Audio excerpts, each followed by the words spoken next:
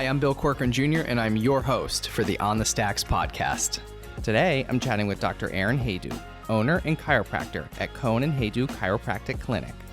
What's up, podcast episode 75 of the On the Stacks podcast in the Blue Door studio. Welcome to the podcast, Dr. Haydu. How are you?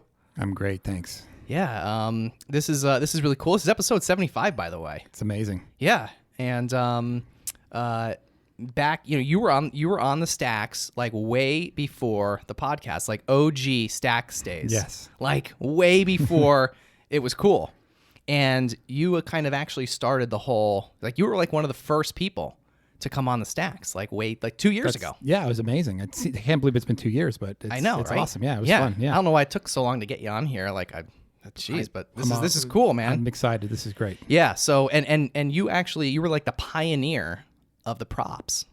So like, that's awesome. I think that's so cool. Yeah. So I don't know if you actually know that, but like, you were one of the first guests on the Stacks, and the whole thing, evolved obviously over the last 2 years. But 2 years ago when you came on, you brought some spines, right? Because of what you do as a chiropractor, and it kind of really kicked off the whole. Once people saw how silly we were with the spines, we were sword fighting, playing guitar, the whole bit. It just kind of like took off from there. So it was awesome. It was fun. I got a lot of good press from that. A lot of people listened and they loved it. They saw the pictures. They said it was so cool. So, yeah. So it's good to have you back. And thanks for having me. Yeah. So why chiropractor? Why chiropractor? How did it all get started? I was always interested in medical. Something medical. I was going to go to medical school. All my friends I went to school with all studied that way. And when I was midway through my education, undergrad, I found a guy who does sports chiropractic, and he worked with athletes. And after I saw what he did in the office, I'm like, this is amazing stuff, and how he's treating these people,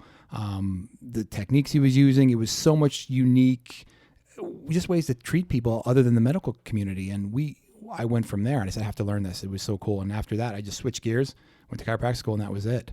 So it's been great since. Okay, so like you originally thought like you were going to go in a different medical direction. Absolutely, yeah. And I've always wanted to do healthcare and help people, and this just was a better fit for me because I'm an athlete myself, and I like hands-on things, and I like to move around the office, and I love it. So it's been great. Yeah, it's been a perfect fit for me. Where'd you go to school? So I went to Bishop Hoban here in Wilkes-Barre, and then undergrad, University of Scranton. And from there, I went to New York Chiropractic College, which interestingly just changed their name to the Northeast College of Health Sciences because they have other offerings. So, but yeah, New York was one of the best schools in the area. I think there's 29 schools worldwide. That's one of the better schools in the whole world. So thankfully it was close, 3 hours away in the Finger Lakes. And I went up there and came back home to practice because my family's here. I grew up here, brother's here, my mom's here, dad's here, and came back home. I could do this anywhere, but I love the area and my family's here. So I came back home. So you spent some time up in the Finger Lakes? Yeah, living up there for 4 years was wonderful. I mean, awesome. It's fantastic up there. The wineries are amazing. There's so much outdoor things to do. I mean, the winters are really hard, but up there, it's great to go up there now. I still was just up there last weekend. I go with my buddy. We ride our bikes up there. We hit the wineries. Just tool around, have dinner. It's fantastic. I love it up there. Who were you up there with? Danny? Yeah, it was Sean Danny. Yeah, Shout out good to buddy Sean. of mine. Yeah. Shout out to Sean. Yeah, 10 years been doing that, and he and I go up every year. Just he and I, and we ride around the lakes. It's great. Like some serious cycling. Yeah, it's pretty tough. Yeah, we do 100 miles, and we used to do a big 50-mile ride, and then we do a 100-mile ride the next day. But as we've gotten older, it's too hard to do the day before. So so on this ride, we actually got up and just rode down to the local brewery, had a beer the day before, rode back, which is like a 10-mile ride, which is nothing, and then we did the big one the next day, which was 105 miles. It was great. That's crazy. Yeah, it was good. How did you get into cycling? Yeah, I've always been cycling since I was a kid. I always rode BMX. I rode dirt bikes. I rode mountain bikes. And actually the first thing when I got my first job out of school was I bought a bicycle, and it just went from there. And it's like my favorite summertime fitness because I'm outside. You go fast, you go far. The workout's great. It's awesome. So that's one of my favorite summer things to do. So and these bikes nowadays, you were just telling me before we started that it's got I don't know. Tell me about the bike. The bikes are crazy now. You literally can spend up to $14,000 on the newest bike and frame. They're all carbon fiber, the electronic shifting. I mean, we're talking the pedals, the wheels, the handlebars, everything is carbon fiber now, which is really expensive. They're light as can be. I was going to say, what does that make them super light, but also very durable? Yeah, they're incredibly tough. They last forever. They don't rust. In fact, the professionals who like the Tour de France guys, they have a limit of weight because the bike can be so light with so much carbon that they have to be a minimum of somewhere around 14 pounds. But like a 14-pound bicycle, you pick up your pinky finger that you can ride, hundreds of miles and go, super fast on. It's just amazing. But they're awesome machines. It's really, really awesome. Yeah. Yeah. So after college, you rode your bike back down to NEPA. Yeah, totally. A couple hundred miles. Yeah. Yeah. And then so how did your career get started? So yeah, the doctor I'm with now, Rich Cohen, super guy, great mentor, great friend. I think he's one of the best chiropractors in the world, honestly. And he's right here in town. And I still to this day learn from him, ask him questions, use him as a mentor. And I've been practicing 21 years. And I still am picking his brain about stuff. And he's great.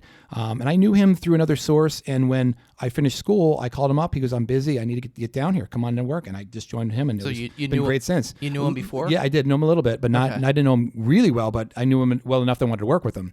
And if I didn't get on with him, I'm not sure I would have stayed because I didn't want to start my own practice. I wanted to work with someone who had some experience. And he was absolutely the only guy in the area I wanted to work with. So I was happy it all worked out because, like I said, I wanted to stay here. It's my hometown. Yeah. But I've been with him 21 years now, and he's been in practice 36 years. And he and I just were there every day together. It's great. What are some of the best things you think you learned from him? Just how to deal with patients who are challenging, how to communicate with people, what techniques are best in terms of most efficiency, what techniques do I learn, what specialty things do I go after, what postgraduate classes do I take. I still have a patient today, and I know enough now that I still don't know everything. So I'll come out of the room, I'm like, I don't know what that was. I grab Rich, hey, this is what I saw. What do you think? And he gives me ideas how to treat people, and he asks the same questions of me, but it's awesome to have him as a resource there. Because it's almost like having a living textbook that's one of the best in the world. You can just ask questions whenever you want, all the time, which is amazing. Yeah, so it's been great. Yeah. So what do you do? Just crack backs all day? Yeah, that's funny. That's the myth. Yeah, we just talked about that. But yeah, that's the myth. That's funny about chiropractic because people think that that's all I do. And of course, it's been sensationalized by these TikTok and YouTube videos where people are getting their backs cracked. And, yeah, there's a lot of that going around now. Guys who do that, honestly, they're probably pretty lousy chiropractors, to be honest with you. I mean, I don't know them personally, but they mic the table to make it sound louder. They get people whose joints make a lot of noise. I was gonna say, I've seen some of these videos, and there's some loud cracking going on. And that's not as loud as it can be. The tables are mic'd up for that. And they always have some scantily clad girl. Somebody's kicking the desk in the background or something. Yeah, or the girl's in yoga pants, so you click the video because you see her laying there. It's pretty cheesy. But yeah, that's a small part of my day. Everybody thinks that's what we do all day. And that's the tiny part of my day. The profession is good enough now that we know what patient needs what treatment. And you might come in the office, you might need muscle work, you might need stretching, you might need a manipulation like cracking like that, you might need a referral, you might need your films read, you might need referral to a psychologist because your pain is so great. You might be an athlete, I want to screen you for an injury or prevent an injury. And we see as many feet, knees, hips, hands as we see spines in a day. I always think that chiropractors are the best at treating any bone, muscle, nerve, and joint problem. Interestingly, the most bone, muscles, nerves, and joints are in the spine. So we're known for treating that over the years, and that's what we're really good at. But I see just many people coming, hey, my knee's killing me, hey, my foot hurts. And we treat them that way. And we know what patient might need manipulation or not. It's a sensational way to treat people, but it's not what everybody needs. So we have older people come in, say they're in their 80s, and we see people from 2 years old up to 90 years old. And the family doc will call me and say, hey, I'm sending Mrs. Jones in, and she's got XYZ1. He goes, by the way, don't be cracking her. I said, well, I'm like, doc, what do you think I'm doing in there? I'm not going to do that with her. That's not what she's going to do anyway. I can tell you that right now. So there's so many other things to do. And if the more skills you have in terms of postgraduate education, the more you can do. So we incorporate that, but it's a very small part of my day. Yeah, so debunked. Thankfully debunked, because it makes me nuts because everybody thinks that's what I do. I'm like, no, I read films all day. I send this guy to rehab. I did post-surgery rehab on this guy. I did a screening on that one. I treated this athlete's foot, and I don't crack backs all day. Yeah, so what's a typical day for you? A typical day. I mean, we work pretty hard. I mean, I get there, I'm 12-hour days, work half days. Like my dad always said, he goes, when you have your own business, he goes, it's great, you get to work half days, but you get to choose the 12 hours. And that's kind of what it is. So I get in the morning, 6:30. I'm there till 6:30 at night. And that's Monday, Wednesday, Friday. Tuesday, I'm there only 8 or 10 hours, which seems like a light day. Mm-hmm. Thursday's my paperwork day. I call it a buffer day to clean up messes and call insurance companies and scream at lawyers and stuff like that. But that's my day. And we treat patients all day long. I see bundle of new ones. I have reevaluations through the day. I look at films. but mostly it's helping people, and I love to do that, which is it's really been great. Yeah, I was gonna say, like, what's your favorite part of your day or what you do? Yeah, well, the best part is when you have a long day and you're tired because you're there 12 hours doing a lot of stuff, and you get done with the day and you say to yourself, wow, I helped a lot of people today. Like, I helped a lot of people feel better and get along with their life or compete in the sport they want to compete in. But interestingly, I get just as much satisfaction as saying, hey, I helped that grandma who wants to just pick up her kid, who's not an athlete. All she wants to do is be able to pick up her grandchild. I help them do that. And that's actually really cool for me. As cool as it's, hey, I got that athlete's knee better and he played in his soccer game or whatever. So it's fulfilling. It's very rewarding. Yeah, absolutely. That's what I like. It's very rewarding. You guys treat a lot of athletes? Yeah, we do. Yeah, it's one of our like subspecialties. I have a board certification in rehab, so we do like a lot of athletic rehabilitation. Dr. Cohen has a certification in orthopedics, so joint evaluations and things like that. He'll do that. And it's cool now because one of the sexiest things in my world now is if we can figure out how to do it, it's prevention of sports injuries. So let's look at it this way. Let's screen an athlete with motions and movements and testing and predict if they can get hurt based on the response to those movements. And then do exercises, stretches, muscle work to prevent them from getting hurt. Interesting. It's big business now. So there's a screening process that we do called the FMS, which is a screening process to determine your likelihood for injury. It's actually done at the NFL Combine. All the college students who go to the pros all get this done. And we do the same thing in our office. So you can predict based on what the response is, hey, we got to fix this, we got to stretch that, we got to give them these corrective exercises. Then you could rescreen them and see how they perform. So we're talking in the sports world, it's big business. If you're going to give a player $20 million, you want to make sure he's not going to blow his knee out the next year. And with these screenings, they're finding out, can they do that? And it's been an evolving science, but we're kind of on the ground level of that, and we're doing that at the office too. Wow. Yeah, it's really cool stuff. Sounds very involved. And it's not just cracking backs. Yeah. So it's not. There's a lot of things that go into that. And it's really great, though, to prevent injury and to know an athlete's going to perform and he's confident he can perform without being hurt is very cool, too. Yeah. Is there anything else kind of along those lines that maybe something that you do kind of like that I'd say the average person doesn't realize that a chiropractor does? So, yeah, I mean, there's a bundle of things we do. Like we look at posture. We look at there's a separate screening exam for people who are just regular Joes like you or me. And obviously they're not going to have the capability of an athlete. So we would screen them in a different way, look for movement issues and give them corrective exercise. So everybody comes to my office. I mean, we'll do some hands-on stuff for you, but we almost always give you something to stretch and something to strengthen, almost like what physical therapists do, because we can do all that stuff in our office. Okay. Yeah. So like at home stuff. Homework. Yeah. Give them homework to do. Yeah. Any good tips that you can give out now as far as like stretching or just something simple that somebody can do at home? Yeah, the biggest thing we're seeing now is people who've been stuck. Well, it's ending now, but as COVID is ending, people were stuck at home. And they went from a nice, cushy, ergonomic office space to a laptop at the kitchen table. Their neck hurts, their back hurts, they get numbness, tingling. The thing about that particularly is getting out of the chair every 30 minutes, moving around. There's a lot of simple posture stretches you can do, sitting in your chair, looking at the ceiling, bringing your arms behind you. Getting up and walking is a simple thing to break the cycle of being stuck sitting in a chair. So those are like the simplest things you can do. Things you don't even think about. Things you don't think about. It's simple things. Yeah, just doing something consistently through the day that keeps you out of the chair. And that's like one of the biggest things we see recently is people just stuck in chairs. And even though humans they can sit all day, they're not designed to, and they shouldn't. And all hunched over like me right now. Absolutely, yeah, like you. I have like a curved spine. Yeah, if this was on video, everybody would see you slumping. Yeah, tell me to sit up. All right, sit up.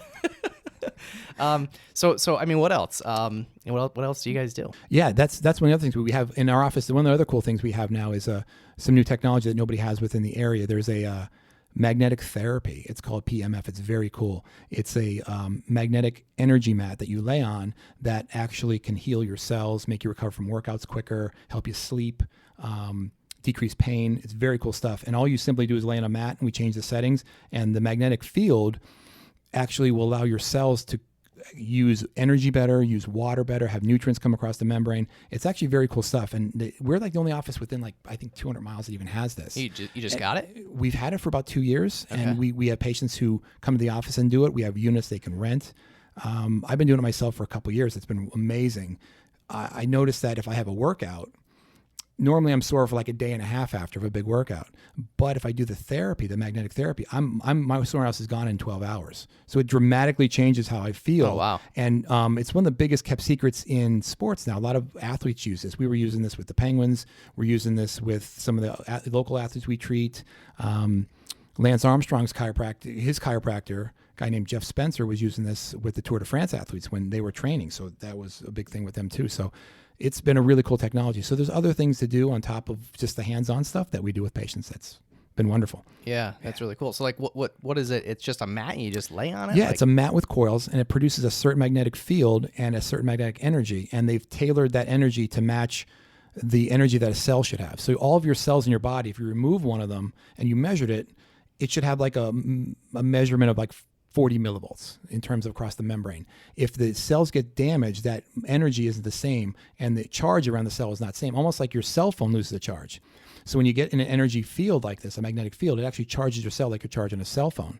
And it changes the entire function of the cell because the membrane has the right potential now to have nutrients cross the membrane. It's really cool stuff, actually. Is this something good science like behind it? Anyone can use? Anybody can do it, yeah. And the cool thing about it is it, unlike other therapies, which might just be on the skin, like stim and ultrasound, they don't go so deep. This thing, because it's a magnetic field, it'll penetrate your whole body, which is why MRIs take such good pictures, because they penetrate through your whole body.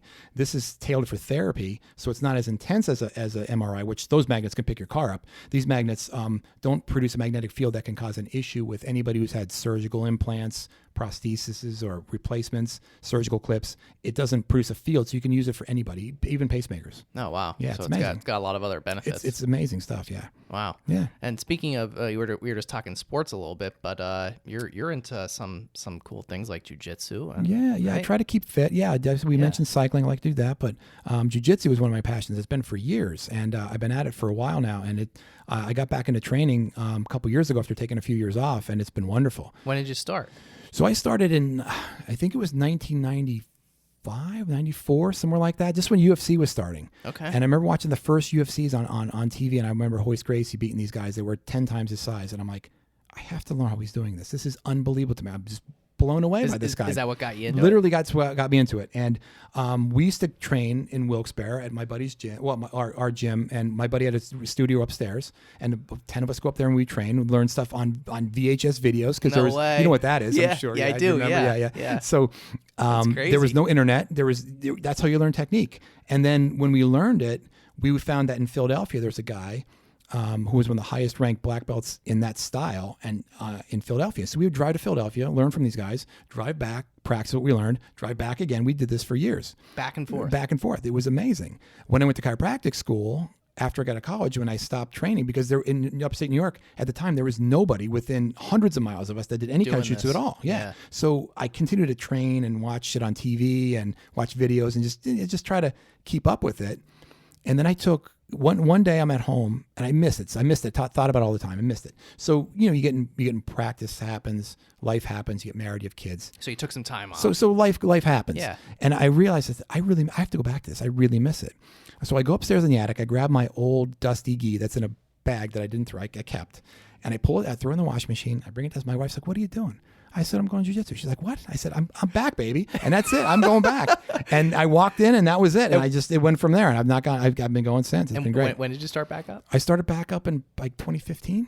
Okay. And I've been back. It's been a while. Yeah, it's been a while. I'm back at it. And so the couple years I trained, I'm probably like 7 some years in total. Yeah. But it's been amazing because it's flexible. Great flexibility. It's strength training, self-defense, and the guys up there are amazing. Like, it's a great group of guys. They're fun and funny. I go to Gracie NEPA, which is the best school I think in the area. They're in Oliphant, and the teacher there, the coach there, Jeff Reese, is amazing. He got his black belt from Hoist Gracie. I mean, it was kind of legit. Incredible teacher. He's amazing. Yeah, and he's great. All the guys there are great, and I just love going up there. It's so much fun. Yeah. Yeah. What would you say that it taught you about? Is there anything that it taught you maybe about life? Yeah, totally. I mean, it definitely keeps you have to understand that it's a journey, because in jiu-jitsu, getting your black belt, it's not like these little places you see like in a strip mall where you can get your black belt in 2 years. Like it takes a long commitment. I mean, you're looking at minimum 10 to 15 years to get a black belt in jiu-jitsu. There's so much involved. And you realize that you have to really commit to yourself to do it. It's a lifelong thing for fitness, and it helps you learn that you have to enjoy the journey. Because if you're just worried about getting the next belt or the next promotion, you're missing the fun of just the day-to-day training. So you get to learn, enjoy the journey.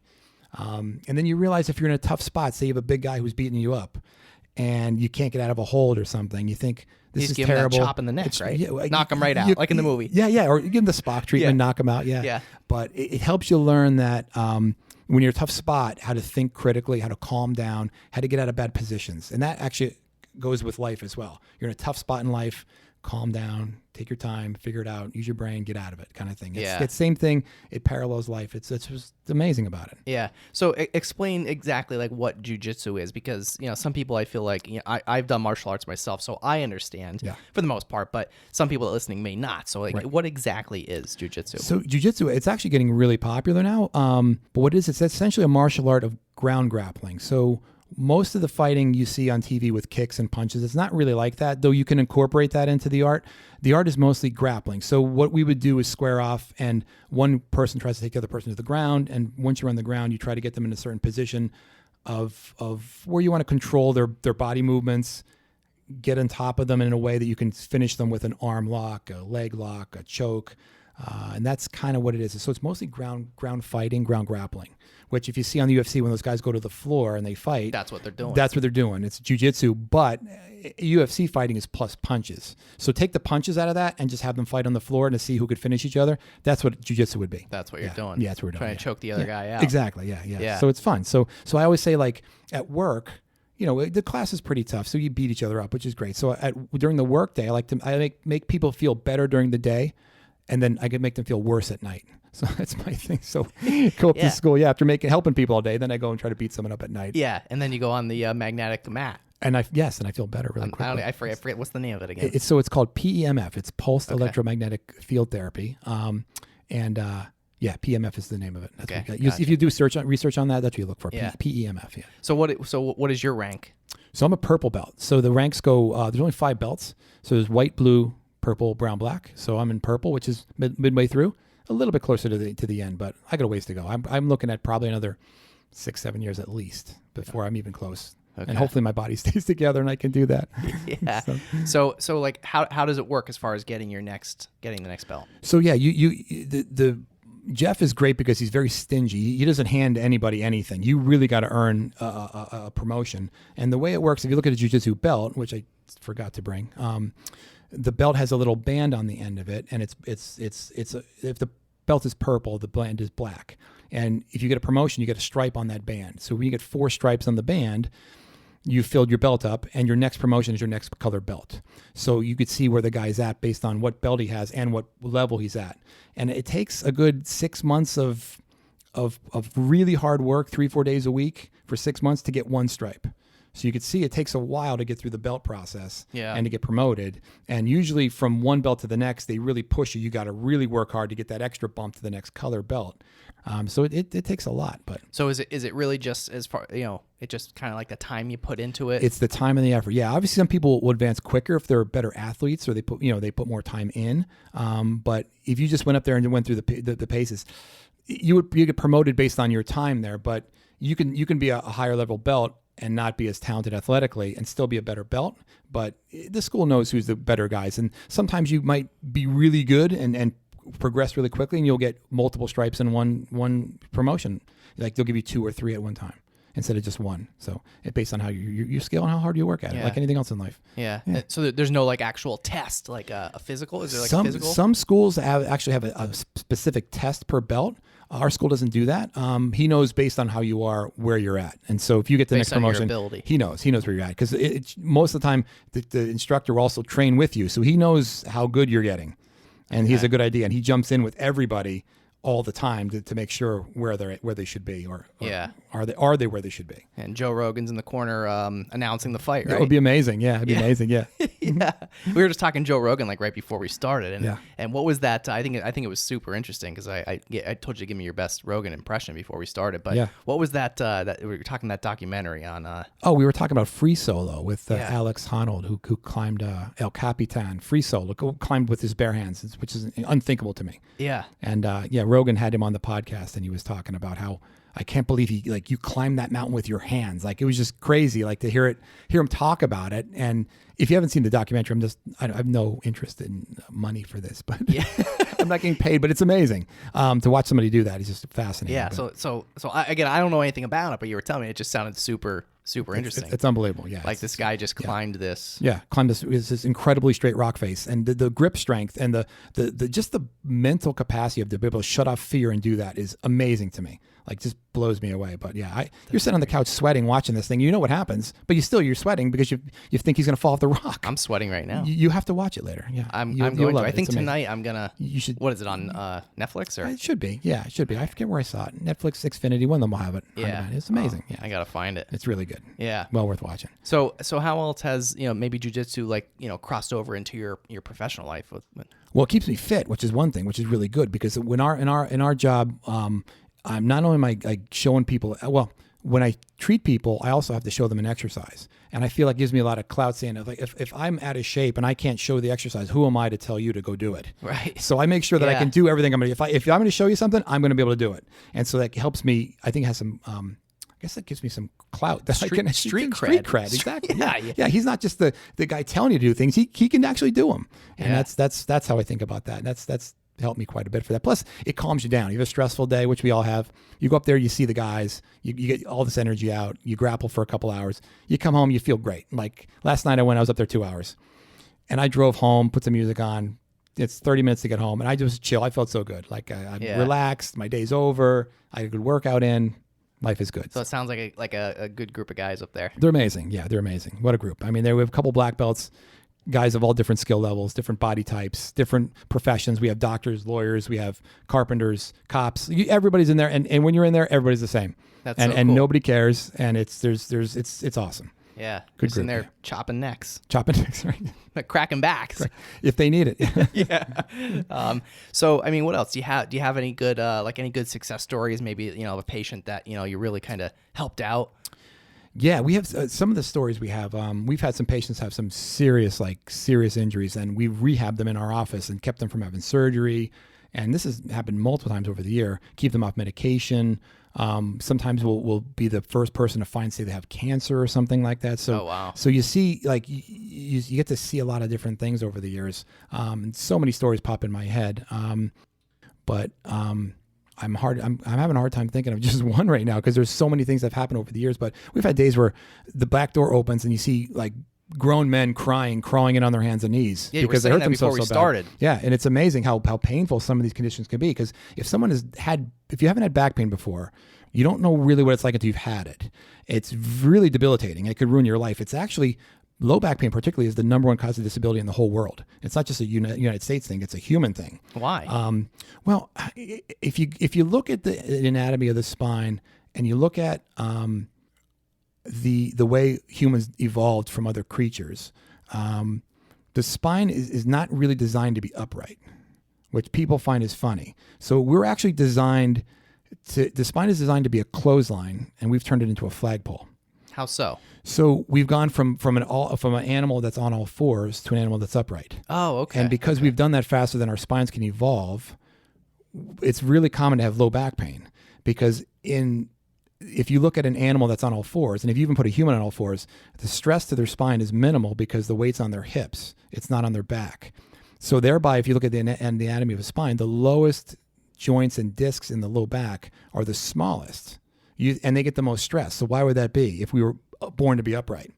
And because we're upright, you see problems with the back because you don't have, just because we can move bipedal, 2 legs, and do a lot of athletic things, it doesn't mean that we're designed to be that way. And if you look at the totality of it, that's why back pain is almost always going to be a problem with humans, because we're not, quote unquote, evolved yet to have the spine that can tolerate these stresses. It's getting there. Wow. But we won't see it in our lives. Yeah, it's really interesting stuff. So it goes back to like looking at the great apes as they evolved, and you can see how their spines have changed. All right, let's go back. It's very cool Let's stuff. go back. Let's go back. Yeah. I don't know if you want to go back then. Yeah. Yeah, it was Yeah. hunter-gatherer phase. Yeah. So I think what you're saying is we should be like crawling around on all fours right now, right? We have less back pain. It'd be weird. Yeah. but we've done well as a species being on 2 feet, but we bear the mark of our, I would say, bear the scars of our evolution. You know, we have an appendix we don't need. We have a low back that hurts all the time. We have, you know, things like that we haven't gotten rid of yet, but yeah, they'll come. Yeah. So how do you stay up on this stuff? I mean, obviously you probably do a ton of research. With I'm nerdy with that stuff. It's with this profession, you have to constantly learn, because if you stop learning within a month, you're done. There's so many different things. I have journals that it's almost hard to keep up. There's so much changing in terms of the research, exercise. One exercise you did one year, you would never do the next year. There's stuff I do now that I would have never done 10 years ago, and there's stuff 10 years ago that I would never do now, because you have to change with the research. And we do tons of, that's one of the things at our office that we're proud of. We have probably the most postgraduate education of anybody in the area. And we are constantly learning. We're constantly bringing in great people to teach us. We've flown in people from the Czech Republic, who are the best in the world, to spend time in our office. Oh, wow. 2 years ago, we had a guy fly in. We flew him in from Australia to Wilkes-Barre. How do you find these people? Well, when you do a lot of seminars and learning, they're always around. So you end up making friends with these people who are some of the best in the world, which is amazing. And so we are constantly taking seminars, reading about them, watching videos. We're constantly studying in the office to see if we can deliver the best product to treat somebody. So interesting. A couple years ago, there's a guy named Mike Shacklock he does this technique where you can stretch nerves, sciatic nerve, carpal tunnel nerves. You can actually stretch those with movement. And he's like one of the best guys literally in the whole world. And he teaches everywhere. And he wasn't in North America at all that year. So we called him and we said, Mike, why don't you come out and do a seminar? He goes, sure. So first thing he said was, where's Wilkes-Barre, mate? Because he's in Adelaide. I said, we'll get you here. Where's Wilkes-Barre, mate? But did he pronounce it right? Well, I can't do the accent, but he did, because we just said, so he retorted it back. Amazing. Yeah. So we flew him here. We had people from all over the country. We had people from Cuba, all over America. They flew to Wilkes-Barre for this program. And every one of them says, how did you get Mike Shacklock? He's not teaching in North America this year. He's in Asia. He's in Europe. He's not over here. He said, well, we called him. I said, what do you mean we called him? I said, yeah, we called his office. Can I talk to Dr. Shacklock? Yeah, sure. This is Mike. Mike, you want to come to Wilkes-Barre? Yeah, I'll come out. It was that simple. They were blown away that's how we got him. Yeah. And then 2 years later, we got another guy who came down, Ed Cambridge, who came down from Canada. So same kind of thing, one of the world's best. We brought him into Wilkes-Barre, came and taught a class. People from all over the country came to Wilkes-Barre to learn. And it was awesome. That's cool. Because Dr. Cohen and I had this revelation where we've been so much traveling, we're flying, we're driving, all these seminars. We said, like going other places. Yeah, we said, why don't we bring them here? We could stay home. We'll run the program and people can come to us. And that's what we've been doing. And with COVID, it killed our momentum for that, but that's going to come back. We already have guys lined up that are come back that are going to be literally the best guys in the entire world will be here in Wilkes-Barre teaching manual therapy and chiropractic stuff and orthopedics. Where and when is this stuff happen? So we try to do at least one a year. Next year, we'll try to do 2. And because we work with the athletes at King's, we have access to King's Gym. We have the seminar right there. Oh, cool. So it's awesome. Yeah. Nice. Well, you guys partner up with King's and... Yeah. Dr. Cohen does he's the chiropractor on their staff. He does all their athletes. And so that way we have ins with the school and they give us space to have these programs, which is amazing. That's super cool. It's fun. Yeah. What else? Anything else good come out of the pandemic for you guys? Good come out of panic?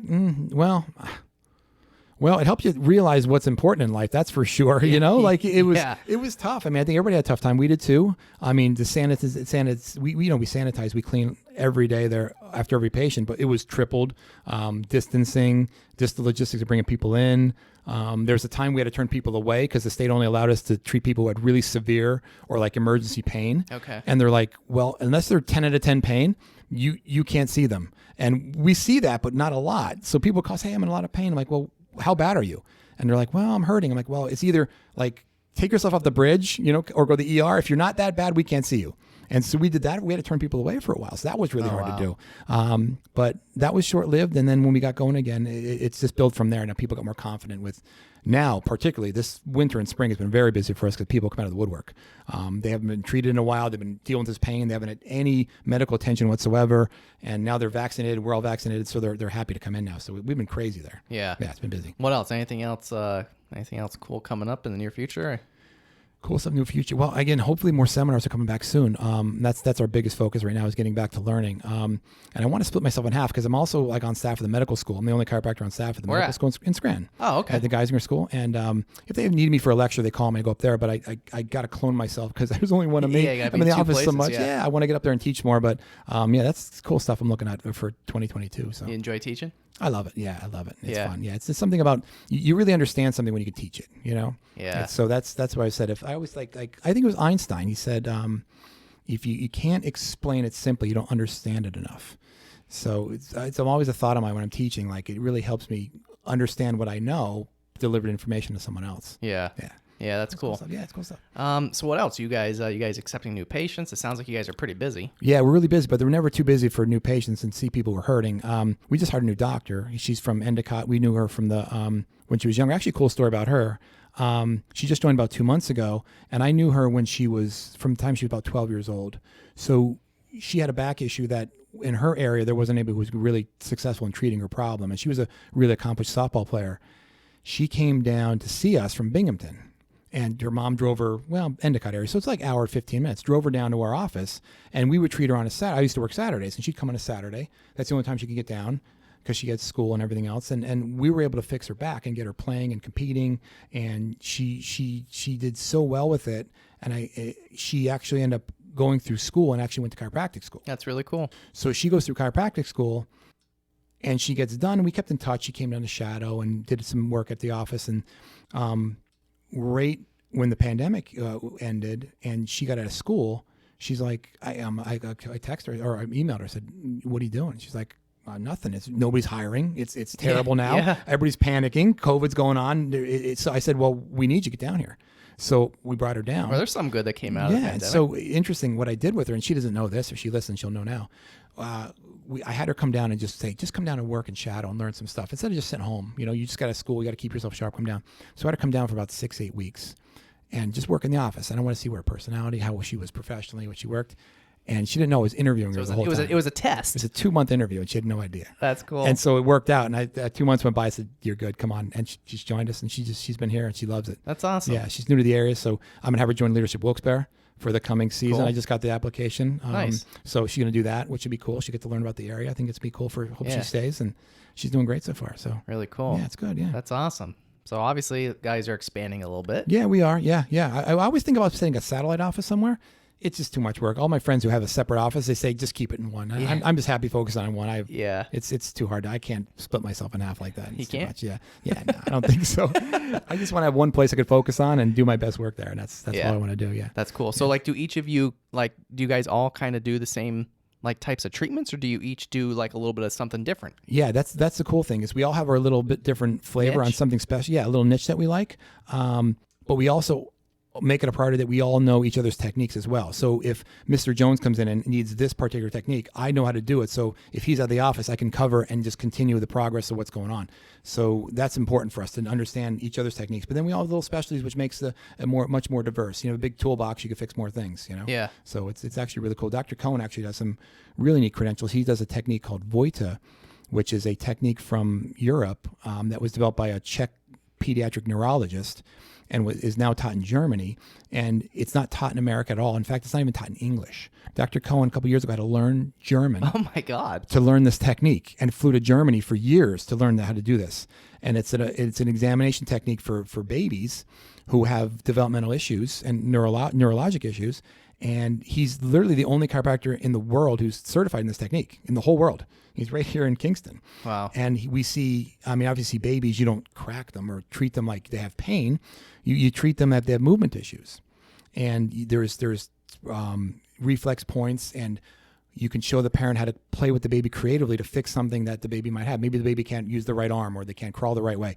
And he'll show them how to play with them in a way that brings on these primitive neurologic systems to help them learn how to move. It's actually really cool stuff. Yeah. It's big business over there. In Europe, they're a lot more sensitive with development of babies than we are over here. They examine babies a lot more thoroughly. They look at their locomotive system much better. It's different over there. Over here, the pediatricians don't really do that. But over there, it's big business. And when you have someone who's got a problem that's a musculoskeletal issue that an orthopedist can fix, it's not a surgical thing, medication can't help it. You need hands-on manual care, and this is like the best thing for really small babies. So if you come to the office, sometimes you'll see like a 6-month-old crawling around on the table in the back, and that's what he's doing. He's examining them for like a movement or neurologic issue. It's pretty cool. Wow, really neat. What about you? Like, do you have like a little niche yourself? Yeah, I do a lot of movement screening with the athletes. That's one of my things. One of my credentials with the movement screens, I like to see someone like, if they have pain, how can I get them out? If they don't, how can I prevent them from having it? So I do a lot of that stuff. That's one of my niches. Preventative. Yeah, preventive stuff. Yeah, it's so much better to stop it before it happens or catch it early before it blows up. Because there's a lot of research now, particularly with knees, like for ACLs particularly, we see patients like that. Young girls particularly are more prone to ACL injuries than young boys are. In fact, 4 to 6 times more likely to tear an ACL based on their hip anatomy, hormones, muscle contraction. There's a lot of reasons. But you can screen a young girl, and see if she's at risk for a knee injury. And you can put them through a rehab program. And when this program was done in Cleveland, the doc who ran the program, he cut down their non-contact ACL injuries by like 50% in 3 years by just screening girls to see, hey, this girl might need exercise because she's at risk for an injury. So it's really cool stuff. So we do that in the office. It's very cool. That is super cool. Yeah. It's not about cracking backs. It's something totally different. Yeah. Oh man. Yeah. Any other myths that you want to debunk? Myths.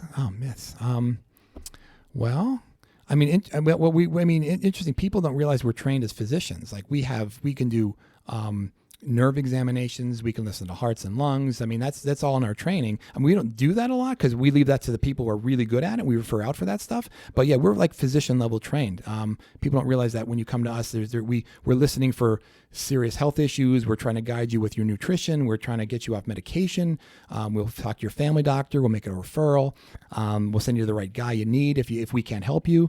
So there's that going on with it too. There's a lot to this. I think people come in thinking you're going to lay on the table and they're going to crack my back and that's going to be it. There's a lot that we do that I think people don't realize, which I'd love to explain, and hopefully, more people understand what we do. Yeah.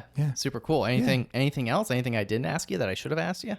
I don't think so. No? I think you did pretty good there. Yeah. All right, amazing. cool. Yeah, how could our listeners connect with you guys online? Yeah, well, our website is cohenhayduchiro.com. Or just search for chiropractic in Kingston. We'll probably pop right up on the top. And our website's there, describes all the techniques we do, describes our office philosophies, how to contact us. And yeah, we're there every day. So we'd be happy to help anybody. Super cool. Yeah. Awesome. Yeah, man, this was fun. Awesome. It was great to have you finally now on the podcast. Yes, I love being here. Yeah, it's great. Yeah, it was cool. Like I said, you were like one of the first. You were one of the OGs on the Stacks. I love that pre-podcast. Yeah. And for those who don't know it, the Stacks themselves are not as big in person. Shh! Don't tell anyone. Okay. I won't say anything. Yeah. But they're That's not. What she said. They're not. Yeah. Yes, they're. But they have gotten bigger. Tell them. Tell everyone. They've definitely grown over time. Right? Yes, they have. Yeah. They have. They used to be a little smaller. Yes, they've gotten much bigger. That's what she said. Yeah. Okay. Wore that joke out. Amazing. Yeah, but when you came in, you did say I think like, weren't these like they used to be a little smaller? Yeah, they've definitely grown over the years, like the podcast. I mean, like your listeners too. Yeah, episode 75. It's amazing. Yeah, it's awesome. Yeah, and when you started this, I said that's a brilliant idea. The Stacks thing was brilliant enough. I thought that was so cool. Bringing in local business people, talk about them, give them a forum. It's amazing. Now this is a whole nother level. Yeah, like when you started this, I'm like, this is the coolest thing in the world. It's crazy. And then you called me a couple weeks ago. I'm like, I'm absolutely doing this. Like I'm so coming down. This is so cool. Yeah, but yeah. Really cool. I love it. Yeah. Awesome. Yeah. All right. Well, hey, thanks again. This has been fun. It's awesome. Yeah. Great fun. Thanks for having me. Dr. Aaron Haydu, Cohen Haydu Chiropractic Clinic, on the Stacks podcast in the Blue Door Studio. Thanks for joining me. If you'd like to learn more about the On the Stacks podcast, be sure to search the hashtag #OnTheStacks on Instagram, Facebook, and LinkedIn. If you enjoyed this podcast, please subscribe and leave a review. We'll catch you next time on the Stacks.